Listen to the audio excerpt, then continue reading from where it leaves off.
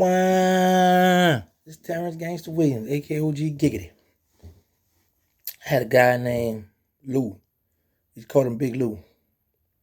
I had met him in juvenile jail. He's a little older than I was, so we hook up on the street in '96. I used to let him sleep over at one of my daughter's mother's house. So he used to always peep that she had them big those big water jugs that that you turn upside down for the water fountain. She used to have that full of quarters and stuff. Well, so Lou got on drugs. He got the bright idea to break in the house. So I had just bought the QX4 Infinity. And I had got a call, and she was like, "Terrence, somebody just broke in the house." So me and my little self, I said, because I had a spare key to the to my ride in the drive. I said, "My key still in there?" She was like, "Yeah, it's still there." I said, "Well, what they took?"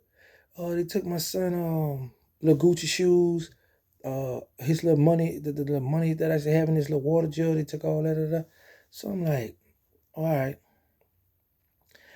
They took like my Tommy Hilfiger jersey, stuff like that. So I ain't really tripping, but I'm like, I need to know who this is. So I get a call one day from one of my homegirls in the project.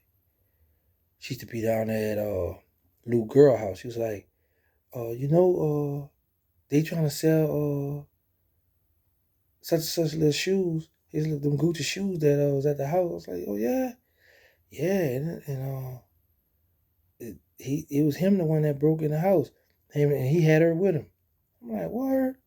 So one day I'm in my Z28 Camaro, white with the little black tints. I'm coming up Willow. He on Willow in Louisiana, and I see him. I drop the window. I said, boy, you want a second line or a DJ? He said, what you say? I said, you want a second line or a DJ? I said, because I'm going to get you, boy, and I pull off. All right, so now this particular night, I'm in a project board. Now, mind you, his girl lived down on Willow. She stayed down about Willow by the long driveway right across the street on like a little angle from the police substation. So, him and a guy named Henry New dead right now. One of the homies, he passed away. They walk right past my mother's apartment, right on Willow. I said, oh, look at him. Okay. I said, I got him when he come back. So I had a Mosquito Chrome 16 shot 9mm put up. So I go look for the 9mm. The 9mm not in there. So hot then took it upon himself to take the 9 and leave me with this little raggedy gun with the handle wood breaking and it's just all goofy. And I'm like, what the world? What's wrong with this boy? He know we at war. He gonna take my good gun. So I got the chopper. Now it's nighttime.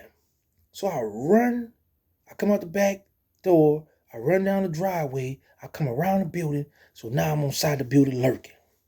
I'm waiting. And they coming up the sidewalk. The thing is, the side I'm on, hold on, y'all, I'm gonna have to get ready to go. The side I'm on, New on this side, walking on the sidewalk, and the guy Lou, who I want, his face is on the side on the side with the street. So I'm like, okay, now if I jump out with the chopper now and get the hitting, I don't know if Lou gonna throw New in front of him, and New a good dude, man. New play football together. He don't have nothing to do with this. Or should I let him pass me up a little bit, then come behind and hit him? But I didn't want to hit him from behind because I want him to see me coming. So I said, okay. Because he lived, like I say, right on the same street, right down from me, right across from the police substation. And he sit out on the porch. I said, I'm just going to go around and just walk up on the porch and just leave him right there on the porch. So I retreat, y'all. I go back to run back home. And I mind you, it's nighttime. Back then, we had these little clotheslines in the project. The little, where you hang out the little iron ones. Man, I ran to go running. The wire hung me, fell down. Now I'm ticked off. I'm mad because Hot Beezer took my handgun. That number one. It's his fault. I'm ticked off because New in the way. I didn't want to just get the busting and hit New. Now this boy got to go tonight, y'all. He got to go now. Get up. Look in the grass because it's night. I grab the chopper. Run back around. got all the arm, rush all through the corner of the mouth, get out of the off, run around, go back inside. Now I'm ticked off now. I'm fussing. I call out, man, where you at, man? When you got the gun, man? You took the good gun, man. Fussing with him. So him and I, we going back and forth. We arguing. So I had another guy over by the house. He wanted to show me that he was about that work. He was like, man, I'll do it for you. Because I don't got this regular knife. I don't want to run down here on Lou and this gun. I don't know what's up with this gun. This gun ain't been battle tested yet. So the other guy with me, he gave it. He'd go around. He went around, do Claro court, come all the way around, come up 6 court, and he turned right here on Willow, and he just come around, man, and shot. I heard a bing. He hit a pole. Lou got up in slow motion because Lou was high. Got up, ran in the walk, kind of jotted in. He didn't run. He kind of jotted in the hallway and got away. So now I'm like, it's hot fault. You took my good gun. You left with this old goofy gun. Then my man who I sent to go handle it, he didn't get the job done. He didn't shot a pole, shot the brick. You shot all kind of stuff that ain't got nothing to do with what I need you to do. So he come on, come back to the house. So now when Hot Bezo finally pull up, we had a few words. Now he ticked off, I'm ticked off. He go in his girlfriend's house next door to me. So, we out on the porch, me and a few of the girls, we hanging out. So these 2 homosexuals come around in the courtyard. Hot came out the house.